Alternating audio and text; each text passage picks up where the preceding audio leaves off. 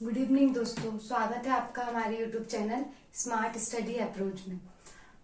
पिछली कक्षा में हमने पढ़ा था प्रीपोजिशन और अब हम पढ़ेंगे कंजंक्शन।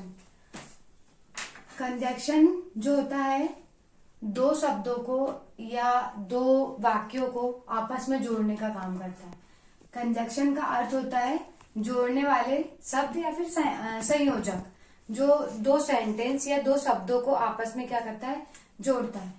जैसे हम कंजंक्शन का उदाहरण देखेंगे, जैसे Ram and Mohan.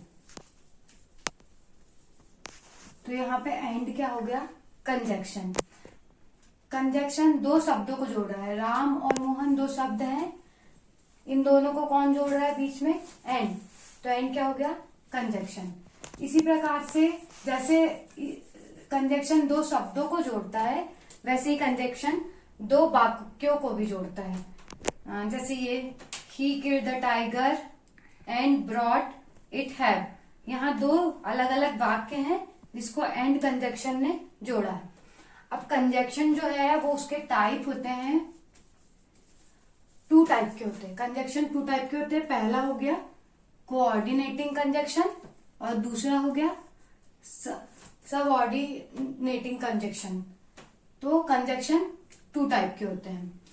Coordinating conjunction four type के होते हैं। इसके हम अलग अलग इसके भी फोर टाइप हैं, इसके भी फोर टाइप है जो अभी हम पढ़ेंगे, और ये भी फोर टाइप के होते हैं। दोनों के टाइप हम पढ़ेंगे, पर एक एग्जांपल के लिए कि कोऑर्डिनेटिंग कंजंक्शन के अंतर्गत क्या क्या आता है और सबऑर्डिनेटिंग के अंतर्गत क्या क्या आता है। तो हम मेन देखेंगे and, but, or, nor, otherwise, either or, neither nor, और इसमें that, because, so, as, if, who, which, when, etcetera conjunction subordinating. अब ये देखो, इसके एग्जांपल हो जाएंगे, जैसे he killed the tiger and brought it have. दूसरा study hard or you will fail.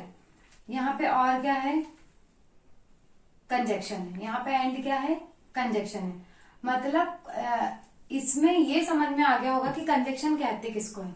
दो शब्दों में ये याद रखना है कि दो शब्दों और दो वाक्यों को जोड़ने वाले शब्द क्या कहलाते हैं, कंजंक्शन कहलाते हैं। दो शब्दों और दो वाक्यों को जोड़ने वाले शब्द क्या कहलाते हैं, कंजंक्शन कहलाते हैं। अब इसके बाद जैसे ये है, इसमें इसका एग्जांपल है सबऑर्डिनेटिंग का, बी ईट दैट, बी में लाइक। यहाँ पे दैट क्या हो गया, कंजंक्शन हो गया। He failed because he was ill. Because क्या हो गया, कंजंक्शन हो गया। अब हम इसमें देखेंगे, इसमें समान मतलब जनरल जो रहते हैं वो कंजंक्शन आते हैं और इसमें थोड़े मिक्स वाले आते हैं। अब हम ये कोऑर्डिनेटिंग जो है वो फोर टाइप के होते हैं। हम एक एक करके समझेंगे। सबसे पहले हम कोऑर्डिनेटिंग कंजंक्शन के चारों टाइप को समझेंगे। तो अब हम स्टार्ट करते हैं कोऑर्डिनेटिंग। पहला हम पढ़ेंगे कोऑर्डिनेटिंग कंजंक्शन, जिसके अंतर्गत हम इसके फोर टाइप पढ़ेंगे। फोर में से पहला टाइप है कम्युलेटिव कंजंक्शन। कम्युलेटिव कंजंक्शन जिसको हिंदी में संयोजक भी कहा जाता है। इसके अंतर्गत आएगा and, also, both and, as well as, now, too, no less than. ये जो होते हैं मेन इनका काम रहता है दो वाक्यों को या फिर दो शब्दों को जोड़ना, इनका मेन काम रहता है। अभी किस किस को जोड़ते हैं, तो ये जोड़ते हैं, जैसे कि इसमें समझ में आ गया कि and, also, both and, as well as, now, too, no less than, ये सब आते हैं। तो ये मेन किसको जोड़ते हैं, इसकी ट्रिक है कि ये नाउन को, दो नाउन को आपस में, जैसे राम एंड श्याम नाउन हो गई, प्रोनाउन और एडजेक्टिव, तीनों को ये क्या करते हैं, आपस में जोड़ते हैं। ये इसकी ट्रिक है कि कम्युलेटिव कंजंक्शन जो होता है वो संयोजक होता है, दो नाउन को आपस में जोड़ता है, प्रोनाउन को आपस में जोड़ता है और एडजेक्टिव, तीनों को आपस में जोड़ता है। मतलब इसको इसको इसको। ही एग्जाम्पल है he is rich and happy. And क्या हो गया, कंजक्शन हो गया। Ram as well as Shyam is coming, as well as क्या हो गया, कंजक्शन हो गया। किसको जोड़ा, नाउन, नाउन को जोड़ा। ही इज रिच एंड हैप्पी, किसको जोड़ा, एडजेक्टिव को जोड़ा। ठीक है, ये इसको किसको जोड़ा, एडजेक्टिव को जोड़ा, ए है। और यहां किसको जोड़ा, नाउन को जोड़ा। ऐसे ये प्रोनाउन को भी जोड़ता है। अब नेक्स्ट हम पढ़ेंगे, पहला हमने क्या पढ़े, कम्युलेटिव कंजक्शन, और अच्छे से ये समझ में आ भी गया होगा। अब दूसरा हम पढ़ेंगे अल्टरनेटिव कंजक्शन। जैसे इसकी ट्रिक थी, हम इसमें ये याद रखेंगे कि नाउन, प्रोनाउन और एडजेक्टिव। अल्टरनेटिव नाम से स्पष्ट विकल्प, मतलब इस कंजक्शन में ये होता है कि चॉइस होती है, दो में से आपको कोई भी एक को चुनना पड़ेगा। इसमें लगता है आइदर और, नाइदर नॉर, एल्स और अदरवाइज। एग्जाम्पल से, कई एग्जाम्पल से ही समझ में आएगा। आइदर सिट क्विकली और गो अवे, मतलब आपको दोनों में से कोई एक को चूज करना है, चुनना है दोनों में से कोई एक को। दो सेंटेंस रहेंगे, जो कंजक्शन है उसका काम ही है दो सेंटेंस या दो शब्दों को जोड़ना। जो दो सेंटेंस रहेंगे, उन दोनों सेंटेंस में से आपको किसी एक को चुनना रहेगा, तो वो कौन सा कहलाएगा, अल्टरनेटिव। अल्टरनेटिव से ये याद रखेंगे कि विकल्प रहता है, उसमें दोनों में से किसी एक को चूज करना रहता है। तो ये हमारे हो गए कम्युलेटिव, अल्टरनेटिव। अब हम पढ़ेंगे थर्ड। अब हम पढ़ेंगे थर्ड नंबर का एडवर्सेटिव कंजक्शन। इसको हम हिंदी में बोलेंगे विरोध दर्शक कंजक्शन। इसके अंतर्गत आएगा but, yet, still, only, while. विरोध दर्शक, इसको एक नेगेटिव वे में भी बोल सकते हैं कि नेगेटिव वे वाला है कंजक्शन। बस इसमें ध्यान रखने वाली बात यह है कि ये दो ऐसे वाक्यों को जोड़ेगा जिसका पहले वाले वाक्य का जो दूसरा वाला वाक्य होगा वो क्या करेगा, विरोध करेगा। नाम से है विरोध दर्शक, तो जो पहला वाला वाक्य है वो दूसरे वाले वाक्य का क्या करेगा, विरोध। जैसे एग्जाम्पल के लिए हम देखते हैं कि ही is rich but he is not happy, कि वह अमीर है, पहला वाक्य, उसका विरोध दूसरे वाक्य ने किया कि ही इज नॉट हैप्पी, किंतु वो क्या है, खुश नहीं है। तो जो पहला सेंटेंस रहेगा उसका विरोध अगर दूसरा सेंटेंस कर रहा है, तो यहाँ पे कौन सा वाला कंजक्शन लगेगा, एडवर्सेटिव कंजक्शन, यानी विरोध दर्शक कंजक्शन, और उसमें लगेगा बट। इसके बाद इलेटिव कंजक्शन, जिसको हम बोलते हैं परिणाम सूचक, और ये चौथा कोऑर्डिनेटिंग कंजक्शन का चौथा टाइप है, परिणाम सूचक कंजक्शन। जैसे इस कंजक्शन में दो ऐसे वाक्य को जोड़ रहे हैं जो पहले वाक्य का परिणाम मतलब विरोध करता हो दूसरा वाक्य। इसमें क्या है कि पहले वाक्य के परिणाम स्वरूप दूसरा वाक्य उत्पन्न हुआ हो, मतलब पहले वाक्य का जो रिजल्ट है वो दूसरा सेंटेंस हो, पहले सेंटेंस का रिजल्ट दूसरा सेंटेंस। जैसे I was ill so I could not come, क्यों नहीं आ सकता, क्योंकि वो बीमार है। तो मतलब पहला सेंटेंस है उसका ही परिणाम किसमें मिलता है हमको, दूसरे सेंटेंस में। यहाँ लगता है सो, परिणाम सूचक, पहले का रिजल्ट रहेगा, तो ये क्या कहलाएगा, इलेटिव कंजक्शन। ये यहाँ पे हमारे चारों प्रकार के कंजक्शन, जो कोऑर्डिनेटिंग कंजक्शन है उसके चारों प्रकार के कंजक्शन यहाँ पे कंप्लीट होते हैं। हम इसके बाद हम पढ़ेंगे सेकंड टाइप सबऑर्डिंग कंजक्शन। तो सबऑर्डिंग कंजक्शन के ऐसे कोई टाइप नहीं है, बट ऐसा है कि इसको जैसे टाइम, प्लेस, पर्पस, रिजल्ट, इसके अकॉर्डिंग अलग अलग बांट दिए हैं। जैसे टाइम में तो व्हेन, व्हेनेवर, टिल, अनटिल, जैसे wherever you go, time हो गया, प्लेस हो गया, पर्पस हो गया, रिजल्ट। इसके आधार पे इस सबऑर्डिनेटिंग कंजक्शन को अलग अलग बांट दिया।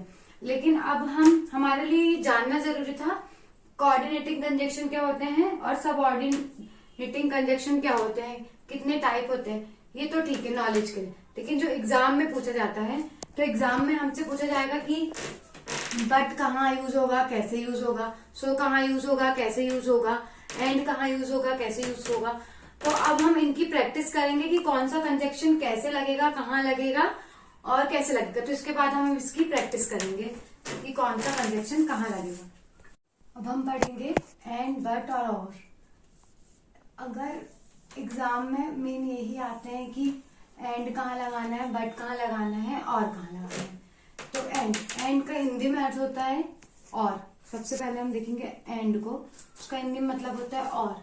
ये मेन लगता है दो चीजों के बीच में, एक तो नाउन, एक तो वर्ब। नाउन संज्ञा, वर्ब क्रिया। संज्ञा में जैसे किसी व्यक्ति का नाम, वस्तु का नाम, स्थान का नाम, और वर्ब में क्रिया, डांसिंग, प्लेइंग, ईटिंग एसेट्रा। जैसे यहाँ पे एग्जाम्पल के लिए हम देख रहे हैं कि Mohan went to school, Sohan went to school. अब यहाँ पे मोहन और सोहन, इसको बनाने के लिए सबसे पहले देखना पड़ेगा क्या चीज अलग है, मोहन और सोहन। बाकी पूरा सेंटेंस कैसा है, सेम। तो जोड़ेंगे जब दोनों सेंटेंस को, तो नाउन और वर्ब दो चीज, या तो वर्ब अलग होगी या तो नाउन अलग होगा। तो इसको जब जोड़ेंगे तो क्या सेंटेंस बनेगा, Mohan and Sohan went to school. Mohan और सोहन दोनों नाउन के बीच में क्या लग जाएगा, एंड लग जाएगा। अब अगर यहाँ पे आ जाता कि Ram is poor and Ram is he is honest. जैसे इसी का बताते हैं कि अगर आ जाता Ram is poor, he is honest, तो यहाँ पे क्या लग जाता, राम, यहाँ पे वर्ब अलग अलग हो गई। हम बट का अर्थ होता है लेकिन और किंतु। लेकिन किंतु बट का हिंदी मीनिंग होता है। लेकिन ये ऐसी जगह पे लगता है जहां विरोधी हो। एक दूसरे का सेंटेंस कैसे रहते हैं, विरोधी रहना चाहिए। जैसे he work hard, he failed in the examination, मतलब उसने मेहनत तो की है पर वो एग्जामिनेशन में फेल नहीं हो पाया। एक दूसरे के विरोधी रहना चाहिए। तो इसका क्या बनेगा, he work hard but failed in examination. तो पहले सेंटेंस कुछ नहीं करना है, पहला सेंटेंस और दूसरा सेंटेंस, दोनों सेंटेंस को जब कंबाइन करेंगे तो क्या करना है, बीच में लगा देना है बट, और चूंकि प्रोनाउन है ही, तो एक बार ही लिख दिया तो उसको दूसरी बार रिपीट करने की कोई जरूरत नहीं है। He work hard but failed in exam. इसका बहुत सिंपल है बट का, कि विरोध जहां पे होता है, अभी हमने इससे पहले भी देखे, विरोध जहां पे होता है वहां पे क्या लगता है, बट लगता है। दूसरा हम देखेंगे, तीसरा और या फिर अथवा। अब ये जो है अल्टरनेटिव, जो हमने कंजक्शन के टाइप देखे थे उसमें आएगा, जहां पे दो विकल्प हो। सेंटेंस में दो विकल्प होना चाहिए और हमको दोनों में से कोई एक को चूज करना है। जैसे you can make it, you can destroy it, मतलब तुम बना भी सकते हो और तुम बिगाड़ भी सकते हो। दोनों में से या तो तुम बना सकते हो या तो तुम बिगाड़ सकते हो, दोनों चीज। तो यू कैन मेक, हाँ ये यहाँ पे यू कैन मेक, और यहाँ पे मिस्टेक हो गया थोड़ा सा, और आएगा बीच में, और destroy it. You can make और डिस्ट्रॉय इट। जो सिंपल से ट्रिक ये है कि जो चीज सेम है उसको सेम का एज इट इज लिखा रहना चाहिए। यू कैन मेक तक एज इट इज, इट तो यू कैन मेक, और या तो तुम बना सकते हो, और डिस्ट्रॉय इट लास्ट पे। ऑब्जेक्टिव है क्योंकि मेक और डिस्ट्रॉय अलग अलग है, उनके बीच में लग गया और। जब हमको चूज करना रहेगा तब और लगेगा। तो इस प्रकार से हमने देखे एंड, बट, और। अब हम नेक्स्ट देखेंगे, अब हम पढ़ेंगे आइदर और। आइदर और इसका हिंदी में अर्थ होता है या तो यहाँ या तो वहां।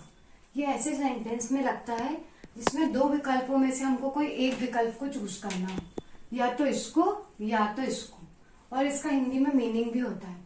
ये ऐसे सेंटेंस में रखे, ये जिस भी सेंटेंस में लगेगा उस सेंटेंस में जो क्रिया है वो कैसी होगी, एक वचन। क्रिया जो रहेगी वो एक वचन में रहेगी। इसको एग्जाम्पल से समझते हैं। She must come, he must come. पहला सेंटेंस है सी मस्ट कम और दूसरा सेंटेंस है ही मस्ट कम।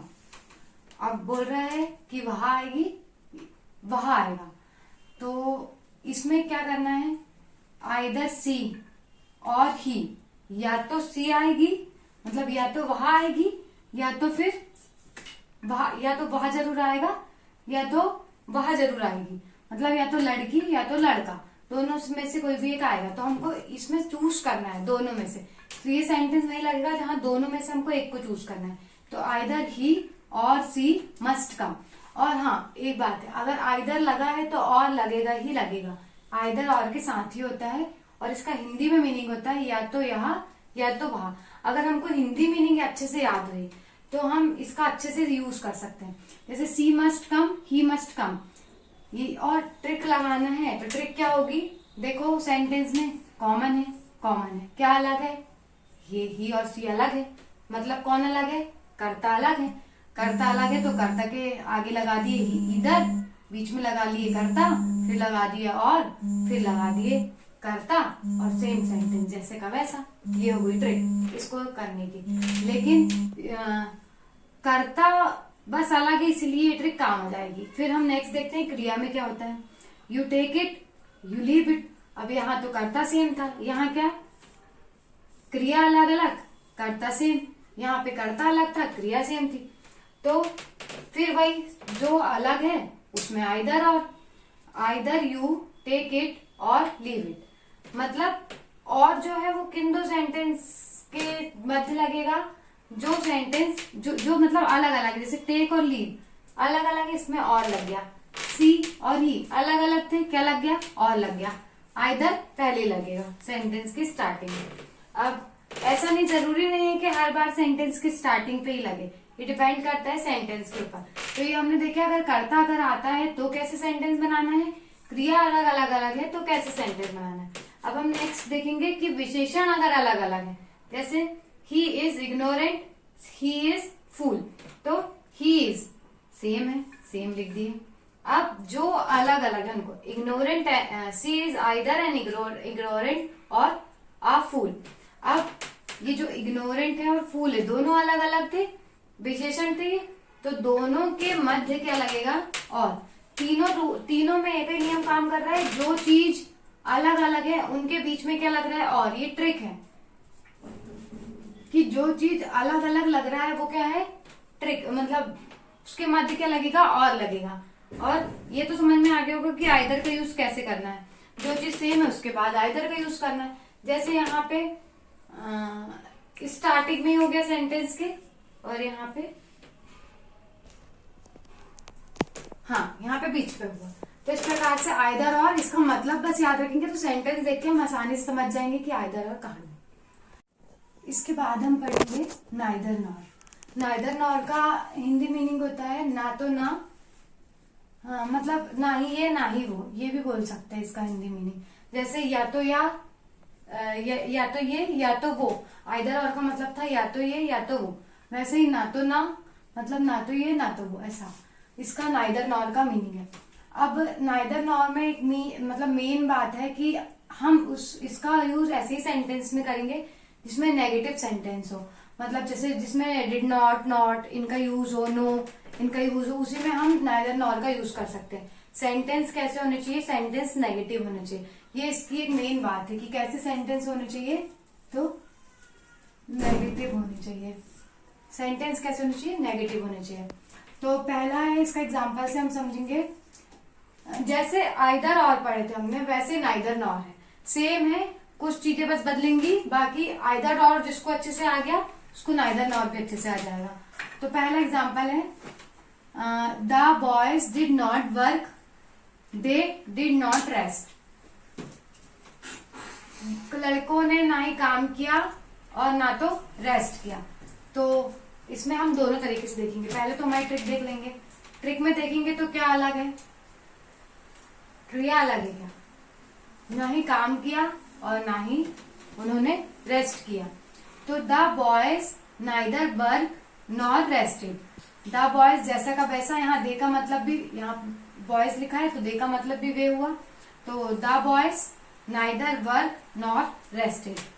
क्या अलग थी, क्रिया अलग थी, वर्क और रेस्ट।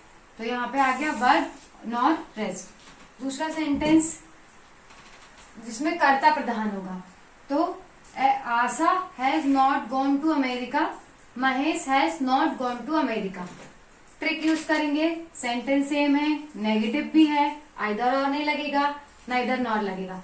सेंटेंस सेम है यहाँ से लेके यहाँ तक, तो हम क्या लग जाए यहाँ पे, हाँ ये भी है, अगर आप नाइदर लगा रहे हो तो फिर वहां पे डिड नॉट या नॉट नहीं लगाना, क्योंकि इसका मतलब ही होता है नाइदर का ना तो ना, तो ये डिड नॉट और नॉट का काम तो नाइदर ही कर देगा।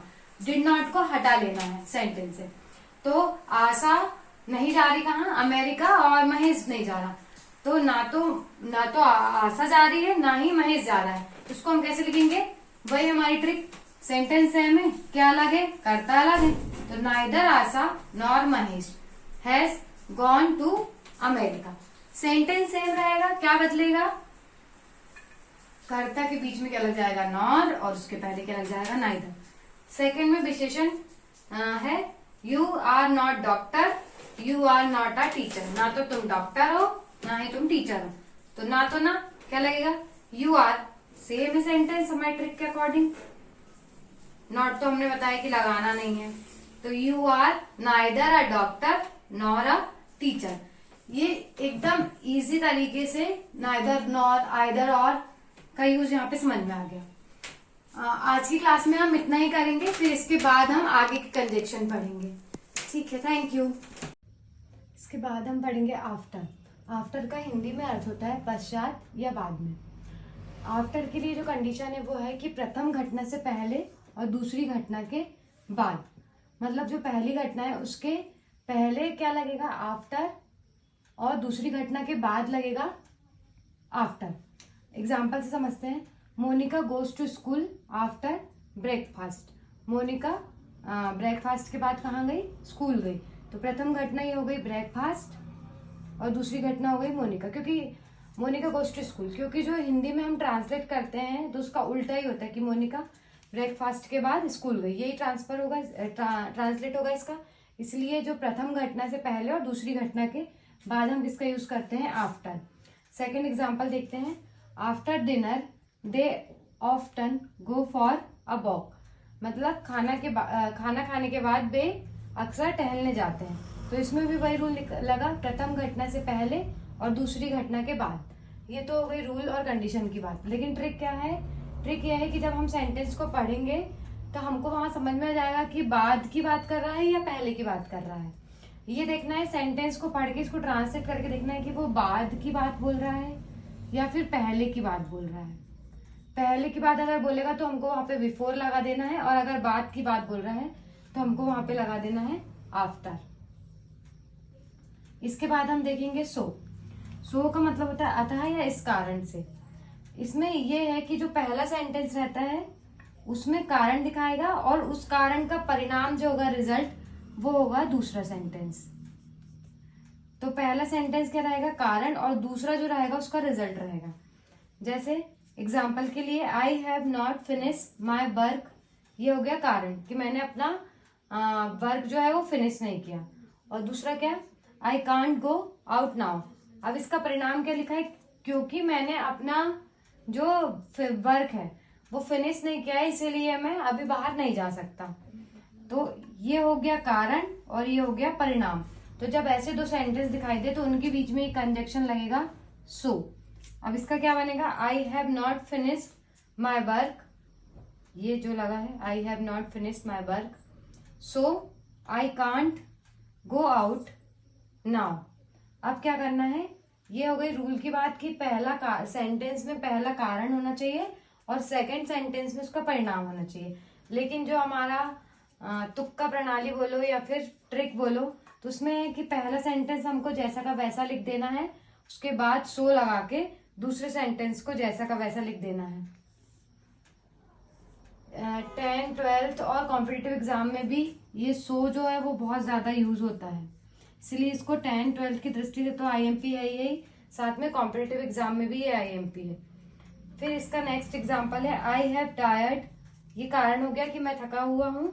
आई वॉन्ट टू टेक रेस्ट, और इसीलिए मैं थका हुआ हूँ, इसीलिए मैं क्या चाहता हूँ, रेस्ट चाहता हूँ।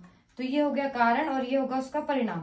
इसमें भी क्या बनेगा, I have tired so I want to finish, I want to take rest. इसके बाद क्या हो गया, मैं थका हुआ हूँ इसलिए मैं क्या चाहता हूँ, रेस्ट चाहता हूँ। इस प्रकार से हमने अभी देख लिया आफ्टर और सो। अब हम इसके बाद आगे की कंजक्शन देखते हैं। यहाँ पे है बिकॉज, बिफोर, आफ्टर। हम ये तीनों कंजक्शन को देखेंगे। सबसे पहले हम देखेंगे बिकॉज। बिकॉज का हिंदी में अर्थ होता है क्योंकि। जो बिकॉज कंजक्शन है ये दो तरीके से काम करता है। पहला सेंटेंस इसका ऐसा रहता है कि जिसमें कोई घटना का घटित होना बताया जाता है, और सेकंड सेंटेंस में बताया जाता है उसका कारण बताया जाता है। उसके बीच में लगता है बिकॉज।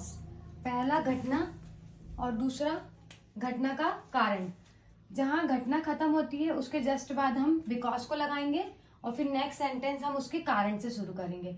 ये जैसे कि हमने पहले ही बताया था कि हम ट्रिक से पढ़ेंगे, तो ये भी हमारी ट्रिक का एक हिस्सा है जो हमने निकाला है, घटना प्लस उसका कारण। हम एग्जाम्पल से समझते हैं। जैसे she is writing with a pencil. Second है सी हैज नॉट पेन। तो पहला जो सेंटेंस है वो है कि she is writing with a pencil, वो पेंसिल से लिख रही है। ये क्या है? घटना है। लेकिन वो किस कारण पेंसिल से लिख रही है? क्योंकि सी हैज नॉट पेन, उसके पास पेन नहीं है। जब हम इसमें कंजक्शन का यूज करेंगे तो कैसे करेंगे? She is writing with a pencil, पहले सेंटेंस को जैसा का वैसा लिखना है, बिकॉज, क्योंकि घटना, ये घटना हो गई। अब उसका कारण क्या है? Because she has no pain. अब यहाँ पे क्या आ गया? ये हमारा आ गया कंजक्शन। घटना, उसका कारण, घटना और कारण के बीच में लगता है हमारा कंजक्शन। सेकेंड सेंटेंस से और अच्छे से क्लियर हो जाएगा। John went to the doctor. John doctor के यहाँ जा रहा है, क्यों? ही इज इल, क्योंकि कारण क्या है? क्योंकि वो बीमार है। तो John went to the doctor, और कारण क्या है? He is ill, because he is ill. अब ये तो हो गई मेथड की बात कि मेथड क्या है। अब हम बात करते हैं ट्रिक की। तो ट्रिक है कि पहला सेंटेंस को जैसा का वैसा लिख देना है, और पहला सेंटेंस जहां खत्म होता है वहां पे हम बस ये देखेंगे, ऑब्जेक्ट को देखेंगे कि सब्जेक्ट को देखेंगे, सब्जेक्ट क्या है।